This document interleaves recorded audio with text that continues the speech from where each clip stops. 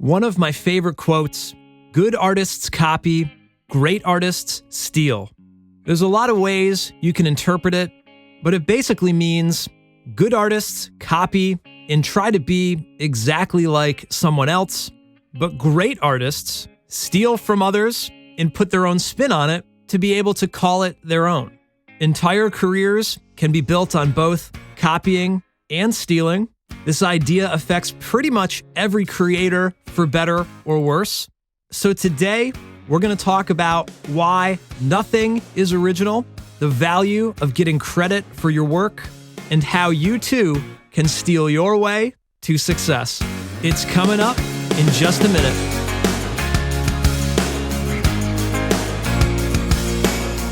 Welcome to the Royish Good Looks podcast, episode number 11.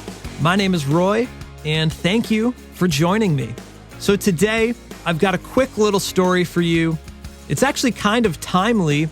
It just happened this past week, and it reminded me of a few other occasions that I wasn't really planning to talk about on the show yet, but it makes sense to now, given these recent events. So let's get into it. Last week, I'm checking my YouTube comments for Royish Good Looks, as I do from time to time, and I start seeing a handful of comments rolling in on my video, Jar Jar Binks Anthem.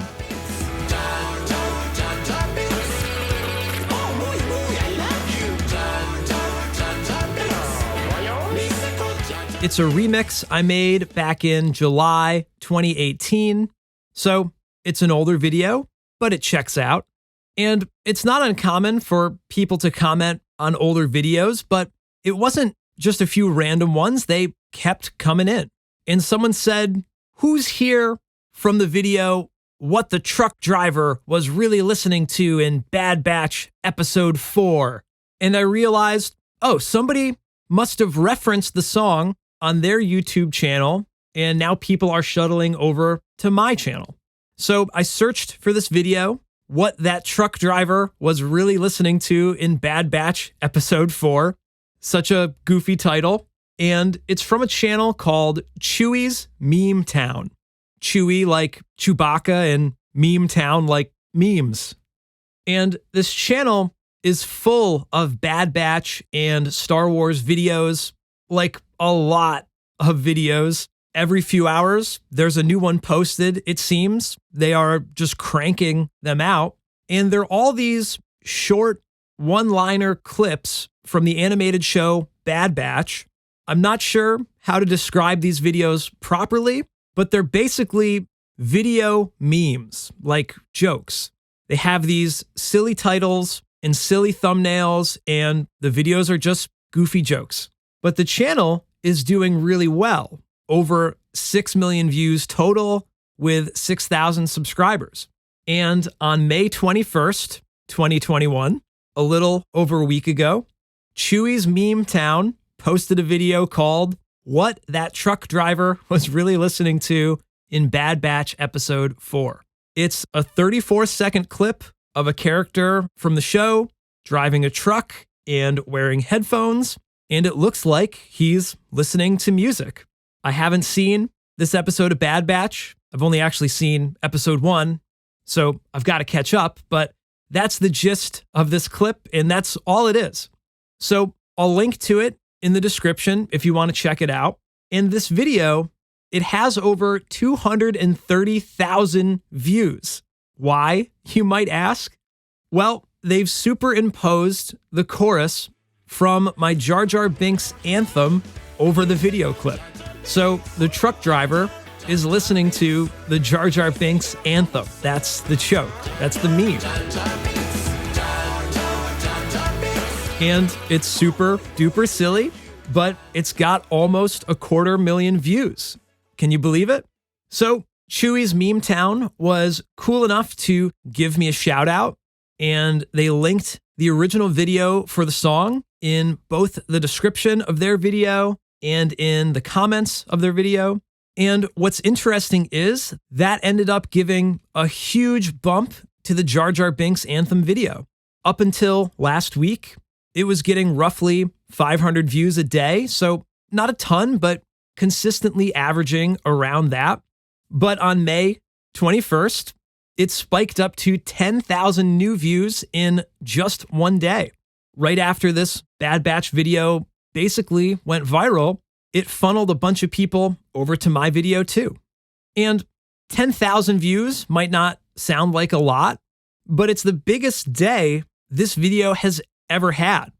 It's bigger than the day it was first posted, with notifications going out to all my subscribers, bigger than the Rise of Skywalker premiere when all my videos kind of got a bump, and even bigger than the holiest of all Star Wars days, May the 4th.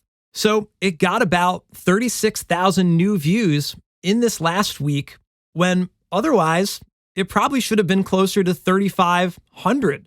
So literally 10 times the amount of views it would have normally had, just because of this little shout out. And there are so many more fascinating stats on YouTube from this little event. I won't bore you with all of them, but about 1/3 of these new views came from search. So literally 10,000 people or so said, I need to search Jar Jar Binks' song, and then found my video, which is just crazy. And it wasn't just this one video that got a spike in views. My entire channel saw a bump in not only views, but subscribers and comments too. So the point is that all this traffic, it's coming to a 3-year-old video from someone else's meme, someone else's video, just because they were inspired to create something new from something old, and they were nice enough to tag me and give me a shout out. So let's take a quick break and check out this month's Patreon bonus track, which is one of my favorites, I Am Your Father. I know this planet, I know these suns, I know this desert we both come from. I was the chosen one. Are you the chosen one? And I could fix anything and fly anything straight right out of here. It's easier said than done when you're this young. My ambition won't wait, and I'm certain you can relate. I am your father, and I rule this galaxy. I am your father, and you could come join me. Obi-Wan never told you, but search your feelings, Luke, it's true. I am your father, I'm your father, I'm your father. And now I know you're training, I did the same thing, so pay attention now. This is your destiny, you're just like me. Indeed you are as powerful as the Emperor has foreseen. The Force runs strong in our family. It's pointless to resist, the dark side will pull you in. I am your father. You can get this song this month only when you sign up for my Patreon at the bonus tracks tier. I will literally send this song to you. Literally, I have to log into patreon.com/Royish Good Looks, go to the messages tab, find your name, and message you the link. You can't get this song any other way, so I think that's pretty cool. Of course, patrons get all sorts of other awesome perks too, so check them out at patreon.com/Royish Good Looks, and you'll be helping support the show and my music. So thank you to all my patrons, and let's get back to the show. So this Bad Batch video isn't actually the first time someone has used one of my songs in their video. In fact, stuff like this happens all the time, and it's actually pretty much how my entire channel was built up and is clearly still being built up. This Jar Jar Binks anthem song, it's sitting at 800,000 views or so right now, and with this Chewie's Meme Town video, that's now responsible for about 4.5% of the total views for that song. So I know it sounds kind of silly, but stuff like this is actually kind of a really important thing. I don't have a clue on how to make something go viral on my own. If you want to make a video and have it blow up, obviously it's got to be a great video, but that alone isn't how something goes viral. It's more of a community thing. When creators say things like, it's because of people like you sharing my video and commenting and liking and subscribing that I can do what I can do, it always sounds kind of fluffy and maybe even disingenuous, depending on the delivery. But that's true. You sharing someone's video, that's the only way it's going to blow up. People have to share it so that it reaches more and more people. So this has happened to me a lot. And not only that, it's stuff like reaction videos or cover versions, cosplays and lip syncs, or other kind of mashups and remixes like this Bad Batch meme. I've been lucky to have a lot of traction on my channel through other people's content like that, and even a few just regular shout outs from other creators in general. But I have sort of a love-hate relationship with some of this reposted content, not all of it, but some. We've been talking a lot about getting engagement on the show, having people enjoy your stuff and interact with it. That's obviously a big part of the puzzle. You make something so that people can enjoy it and share it with others. And the more your thing is shared, the better, right? Well, again, sometimes, but not always. There's one very crucial thing that can make these types of reposted content either friendly and fun and mutually beneficial, or make them just incredibly frustrating. And it has to do with whether or not credit is given where credit is due. So let me explain why this is kind of a double-edged sword, why it's kind of a good thing and a bad thing. When Hello from the Dark Side was first gaining speed and it looked like it was going to hit 1 million views on YouTube, it seemed kind of inevitable that it was just going to be a matter of time. And that was my personal goal, to hit 1 million views, and that was going to be awesome. Of course, I've told that story on the show before. Check out the episode called 1 Million Views, the story of Hello from the Dark Side, if you want to hear more about that. One thing I sort of glossed over quickly on that episode was the video actually hit 1 million views on Facebook way before it hit 1 million views on YouTube. And I left this out of that earlier episode because I was actually pretty bummed about that. You might think, wait, I thought you wanted 1 million views. And I did, but I wanted it on my video. And guess what? This wasn't my video. There were several Facebook pages that downloaded Hello from the Dark Side from YouTube and posted it to their own Facebook pages as their own videos. And those posts got tens of thousands of shares, thousands of comments, and millions of views. Since my channel was so new, only 3 or 4 videos, I wasn't a big YouTuber. I'm still not, really. But I was so small at the time, I didn't even have a Royish Good Looks Facebook page, so I didn't get tagged in any of these posts. Even worse, none of them even mentioned Royish Good Looks or linked the original YouTube video in the caption or the description. It was literally just the video stripped from my channel with someone else's logo superimposed on it and just used as sort of a curated piece for someone else's page. Even though I was the person that made it and it had millions of views, my name was nowhere to be found. I was nobody. So woe is me, right? Shut up, Roy, you whiny little womp rat. I'm sick of listening to your show and you complaining about not getting enough views. Well, the point is, my thing, it was circulating and getting all of this engagement, which was fascinating to see it go viral. It was reaching way more people than I ever could have on my own with my tiny YouTube channel. Of course, that was amazing to see how many people were enjoying the thing that I made, but it was clear that most of these Facebook pages were only reposting the video so that they could gain an audience of their own.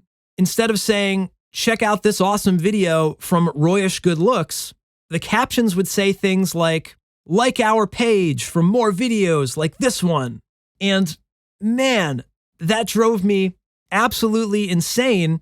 More videos like this?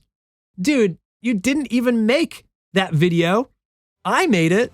And if anything, these people should follow me.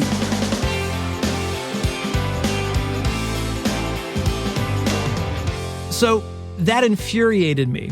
And in writing down my thoughts for this show, I felt this all wash over me again. I'm getting PO'd just thinking about it now.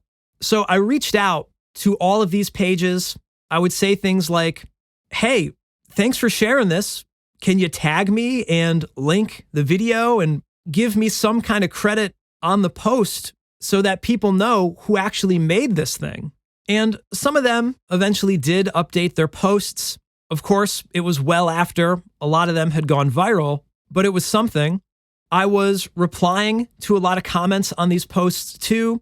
People would ask, who made this? Where's the original? Things like that. And I would reply and try to funnel them back to my YouTube channel. Facebook also lets you see who shared the post publicly.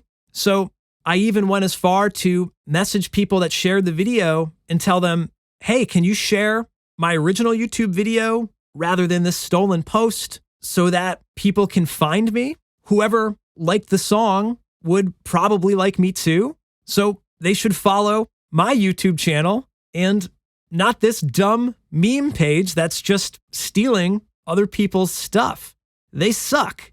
I even got temporarily restricted on Facebook for commenting and replying too much and messaging too many people. I was desperate to set the record straight. I was literally frantic, like it was an emergency. And in a way, it felt sort of violating. It seemed like I was having my big break sort of stolen from me.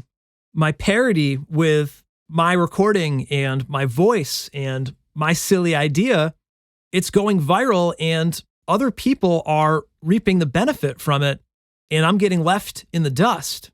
So this was a really negative side effect of going viral, and that's why I left this part of the story out of that earlier episode, but that's what happened. Of course, it all worked out in the end. Hello from the Dark Side was still massively successful, and it still is, really. And here we are today. I'm still doing my thing. I've learned a lot from it, but at the time, I was depressed and angry and jealous, really. Now that I have more clarity, it's 5 or 6 years later now, I can only imagine that without all of these stolen videos, these repostings, maybe Hello from the Dark Side wouldn't have gone as viral as it did. Like I said, I don't know anything about going viral on purpose. That wasn't my intention. I just made a silly video. That was me just having fun. Of course, I wanted people to enjoy it, but how would I ever reach 1 million people? I had way less than 1,000 subscribers when I posted it. And even today, it's still hard to hit 1 million views, even with 140,000 subscribers. So it's kind of like a necessary evil. If you want to reach a huge audience, this is the most likely way it's going to happen, at least on sort of an overnight success level sort of thing. And this exact thing has happened to a lot of my videos. It also happened to I'm Mr. Meeseeks, the Rick and Morty remix song. And that's my second most popular video. When you have this successful thing or a really good idea, of course, other people will want to ride on the coattails of it. And I get that. The problem is when people repost things and don't include any kind of credit. Like, who made it? Where is it from? How can I find more from that artist. Without any kind of credit, it hurts the original creator. And we wind up following these accounts that curate content rather than the people that actually create the content. And I'm not talking about the average person here. Of course, we just share stuff because it's fun to share stuff and the button is right there. I'm going to put this in my feed and send this to my buddy. You and I aren't consciously thinking about who made this. I better tag them in the post.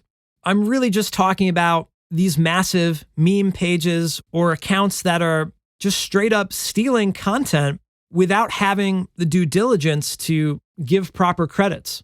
So I'm not going to spend the rest of the episode complaining about this reposting without credits. It's not usually a big deal. It's not a constant thing, but it does happen both by accident and maliciously on occasion.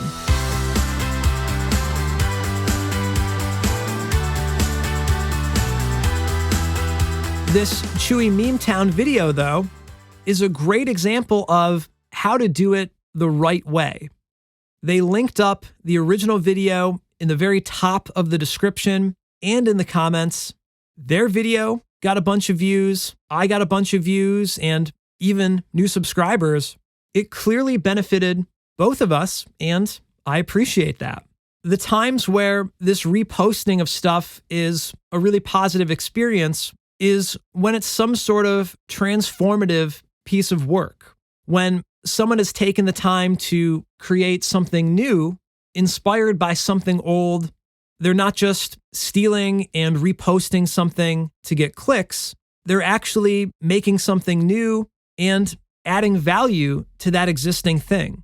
So that's stuff like reaction videos and cosplays or mashups like this Bad Batch video. And I love seeing those kind of videos. I even save them to a playlist on YouTube whenever I find them. I think it's just my favorite videos on the Royish Good Looks YouTube account. So you can look that up. There's all sorts of videos that people have made with my songs. And now that I'm thinking about it, I've got to add this Bad Batch video now. I should probably update it in general. So if you know of any of those kind of videos floating around, send them to me. I would absolutely love to see them. I especially appreciate when these videos take the time to give me a shout out or link back to me. That's really what makes it fun. And again, it becomes kind of a community thing.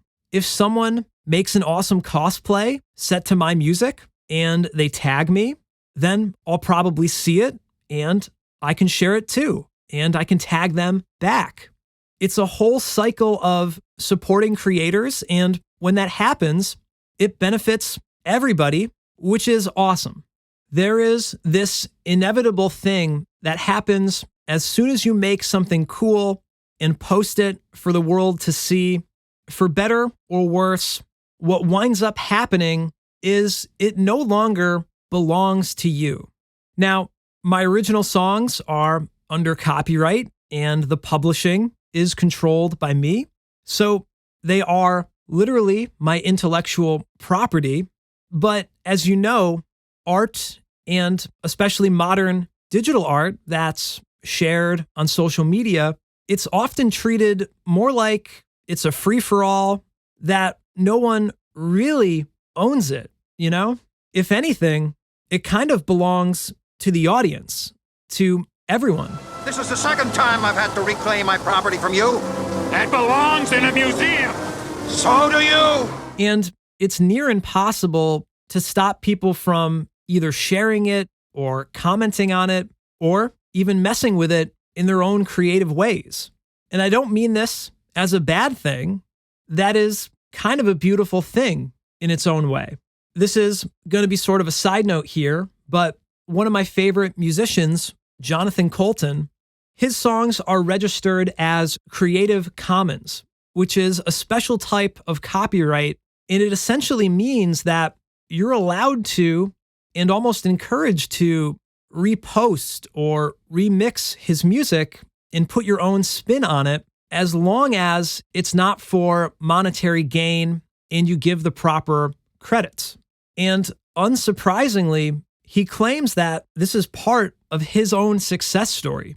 He also has an amazing quote saying, "All I can say is that Creative Commons is the most powerful idea I've heard since they told me there was going to be a sequel to Star Wars." Jonathan Coulton is just the man. If you haven't already, you need to check his music out. Cool dude, great musician, highly recommended. But anyways, here I was spending all of this time trying to get credit for my quote unquote original piece of art. But Hello from the Dark Side was a parody of Adele in Star Wars. I'm Mr. Meeseeks was a remix of Rick and Morty. Jar Jar Binks' Anthem was a remix of Star Wars.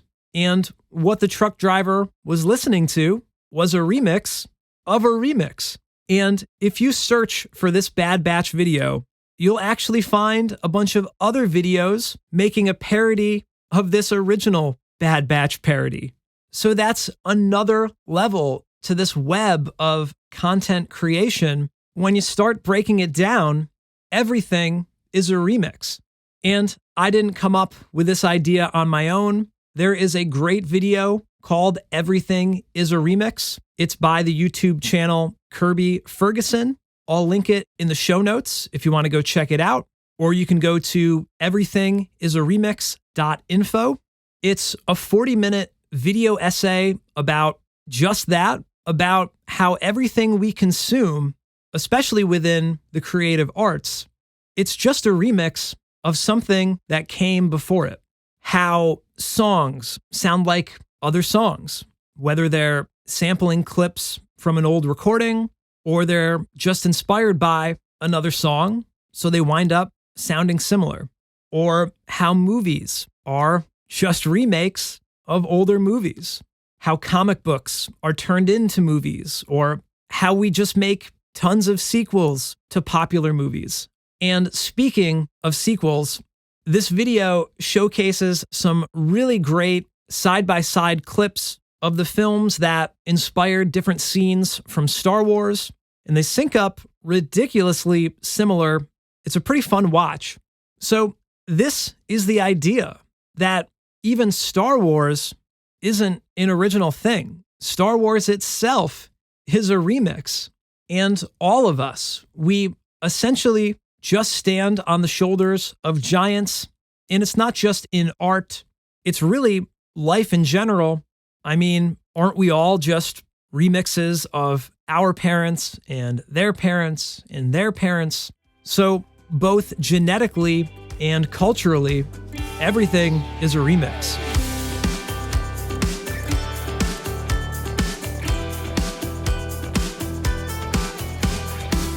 The very last chapter of this video resonates with me a lot. It outlines the idea that when something is our own idea or our own work, it's precious, it's mine. And as soon as someone copies it or remixes it, we become defensive, even if we ourselves are in fact copying from something to begin with. I'm fully aware that most of my work relies heavily on the work of others. Of course, Star Wars in particular, the story, the characters, the dialogue, the actual video clips, and even just putting the words Star Wars in the title of a video. I wasn't really a successful creator until I started remixing and making parodies. And even my remixes and my parodies weren't that successful until they themselves were remixed or parodied, at least in some way, shape, or form. Yet I was still upset when someone did just that, even though it ended up helping me in the end. So it's a strange world, isn't it? What is original? Who truly owns what? And of course, who deserves the credit? This Chewie Meme Town video, it's a Star Wars video with my Jar Jar music, but the Jar Jar vocals on top of the music is Star Wars, and the entire video is Chewie Meme Town's remix of all of that. Of course, I was given credit, but even if I wasn't, how could I really be upset with it? I mean, neither of us own Star Wars, and neither of us really credit Star Wars formally, and Lucasfilm or Disney could certainly ask us to cut it out if they wanted to. And not only that, but does any of this really even matter to the average person? The people watching on YouTube, the audience or the fans or whatever, I'm not sure if it directly affects them, but it certainly affects creators, both big and small. So I guess what I mean to say is, when you have the opportunity to acknowledge someone's work, why wouldn't you give them that credit as best as you can? And it's not just silly YouTubers, but all creators, photographers, bloggers, or writers, your favorite artists or businesses. Sometimes that might simply mean just finding that original post, their YouTube video, or their podcast, or whatever it is, and share that link. That way you can funnel people directly to them and not some fake third-party page. But obviously we share lots of different kinds of content now. So maybe you aren't sharing the original work itself. Maybe it's a screenshot or a screen captured video, something like that. In that case, of course you can still share it. But if you know where the work comes from, then why not tag them in the caption or the comments and give that creator a solid shout out? I can tell you from experience that they will appreciate it, and you can rest easy knowing that that cycle of goodwill is going to continue. All right, I hope you're enjoying the show. I'm so excited that we are in the double digits of episodes now. If you'd like to show your support, sign up for my Patreon at patreon.com/Royish Good Looks. There are all sorts of awesome perks you can get. All patrons get to ask me anything every month. Everybody gets an answer, and I'll even answer a few of them here on the show. You can also get bonus songs from me every month. This month's bonus track is I Am Your Father, the acoustic version. You heard a little clip of it here today. I'll also check out your art or your music or your podcast, you name it, and give you my personal feedback. And you can even get your name credited as a producer on new podcasts and new videos. So if any of that sounds cool to you, sign up for Patreon at patreon.com/Royish Good Looks. Otherwise, just give me a follow on Instagram, Twitter, Facebook, and even TikTok at Royish Good Looks. Join our private Facebook group called Royish Good Looks. Share the podcast episodes in your feeds and tag me whenever you're listening. I really appreciate the support. Every little bit counts. And if nothing else, thank you for listening today, and I'll talk to you in the next episode. Take care.